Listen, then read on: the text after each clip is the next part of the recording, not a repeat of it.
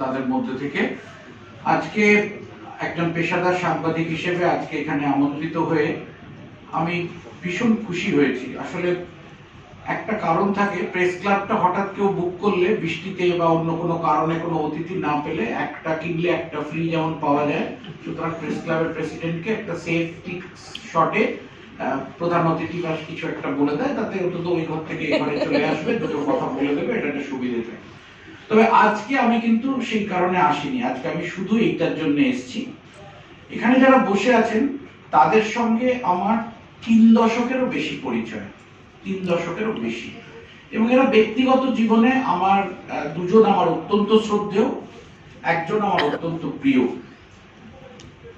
আজকে তারা যে একসঙ্গে এই নতুন জিনিস একটা নাগরিক সমাজের পক্ষ থেকে তারা নিজ নিজ ক্ষেত্রে অত্যন্ত কৃতবিদ্য, তা সত্ত্বেও যে তারা ভেবেছেন যে নাগরিক সমাজে এই জিনিসটার একটা রয়েছে যেখানে আমরা পৌঁছতে পারছি, মানে এখানে একটা ঘাটতি রয়েছে, এই ঘাটতিটা আজকের দিনে পূরণ করাটা খুব জরুরি। তার কারণ আমরা আজকে সাংবাদিকতায় এত পরিবর্তন দেখেছি, এবং এই পরিবর্তনের কারণ হচ্ছে প্রযুক্তি এবং কৃত্রিম বুদ্ধিমত্তা। এর ফলে সাংবাদিকতার একটা ব্যাপক পরিবর্তন হয়েছে, আমি সেদিকে যাচ্ছি না। এই যে পরিবর্তনশীল সাংবাদিকতা, এটার সঙ্গে তথ্যনিষ্ঠ, বস্তুনিষ্ঠ এবং পরিসংখ্যান নির্ভর, যেটা আমরা বলি data based journalism, data journalism, এইটার একটা প্রচন্ড প্রয়োজন হয়ে দাঁড়িয়েছে। আজকে পুরো জিনিসটা, আজকে টেলিভিশনের মতো মাধ্যম, যেটা একসময় অবজেক্টিভিটি ছিল, অ্যাকচুয়ালিটি দেখাতো, আজকে সে দেখানোর থেকে দাঁড়িয়ে তাতে সাংবাদিকরা বেশি কথা বলেন, ফলে তাতে সাবজেক্টিভিটি, এবং আমি পক্ষপাত বলবো না, প্রত্যেকের ব্যক্তিগত পারসেপশন, ব্যক্তিগত অভিধা, বা সে কি বলতে চায়, তার চ্যানেল যেটা বলাতে চায়, বা সে নিজে যেটুকু বুঝছে সেটুকু বলছে, কিন্তু তার বোঝাটা কতটা তথ্য নির্ভর, বস্তুনিষ্ঠ, পরিসংখ্যান নির্ভর, মানে তার ভিত্তিটা কি, সেটা আমরা দেখছি না। এই প্রবণতার থেকে বেরিয়ে আসতে গেলে আমাদের আজকে একটাই জিনিস প্রয়োজন, এভিডেন্স বেসড এথিক্যাল জার্নালিজম। এই এভিডেন্স বেসড এর মানে হচ্ছে ডেটা বেসড, এবং এর দুটো জিনিস থাকে। একটা হচ্ছে র ডেটা, এই ডেটা কিন্তু কোনো খবর নয়, এদের ডেটা তো সবার সামনে রয়েছে। আপনি যদি এই যে ধরুন এতজন প্রার্থী এফিডেভিট জমা দিয়েছেন, কার বেশি আয়, কার কম আয়, কার শিক্ষাগত যোগ্যতা কত, কার বেশি কম, সেগুলো তো যে কেউ ওয়েবসাইটে গেলে পাবে, সেই ডেটা তো রয়েছে।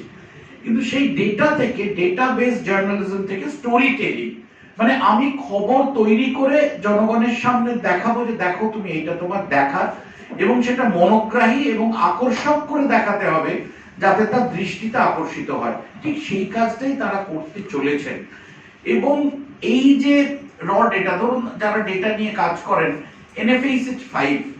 NFSH5 একটা বিরাট ডেটা, এবং এই ডেটাটা সরকারি নয়, এটা এমন একটি স্বীকৃত প্রতিষ্ঠানের ডেটা যে এটা সকলে মান্যতা দেন, এবং সরকার তাতে রুষ্ট হন। NFSH5 এর যিনি কর্তা, তাকে সরে যেতে হয়েছে এই ডেটাটা দেওয়ার জন্য। অর্থাৎ এই ফ্যামিলি ডেটা, মানে কোথায় কত স্বাস্থ্য সংক্রান্ত কি অবস্থা, মানে প্রতিটা গ্রামে, প্রতিটা জেলায়, প্রতিটা কোথায় কে এগিয়ে, কে পিছিয়ে, সামাজিক ব্যবস্থা, ঠিক সেরকম NCRB ডেটা, এই ডেটাগুলো আমরা জানি, কিন্তু কারুর ব্যক্তিগতভাবে বা প্রাতিষ্ঠানিকভাবে কোথাও এই ধরনের লোক আলাদা করে রাখার জায়গা নেই, সময় নেই, অর্থ নেই যে তারা এই ডেটাটা মাইনিং করবে, মানে এক্সট্রাক্ট করবে, করে এক্সট্রাক্ট করলেই হলো না, ফিল্টার করতে হবে, ফিল্টার করে আমার যেখানে প্রয়োজন সেইভাবে তুলে ধরবে। যেমন আমি একটা কথা বলি, অনেক রকম ডেটা আসছে যে ভোট বেশি পড়েছে এবারে, কারা কত ভোট বেশি দিয়েছেন, মহিলারা আরো বেশি ভোট দিয়েছেন আগের বারের থেকে,